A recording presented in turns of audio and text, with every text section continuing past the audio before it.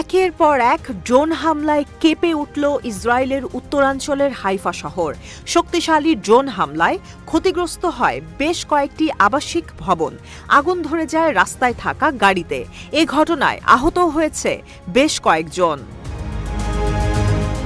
মঙ্গলবার ইসরায়েলি সংবাদপত্র ইয়দিওত আহরনোত জানিয়েছে, হাইফার পূর্বে নেশারের একটি কমিউনিটি সেন্টারের কাছে একটি ড্রোন বিস্ফোরিত হয়েছে। তবে এটি শনাক্ত করতে ব্যর্থ হয়েছে ইসরায়েলি বাহিনী। এছাড়া ড্রোন হামলার সময় কোনো সাইরেনও বাজানো হয়নি।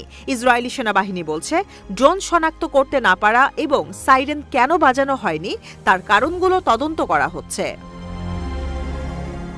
ইসরায়েলি ফায়ার অথরিটি জানিয়েছে, ড্রোনটি ইসরায়েলের যে এলাকায় বিধ্বস্ত হয়েছে সেখানে তাদের দল পাঠানো হয়েছে।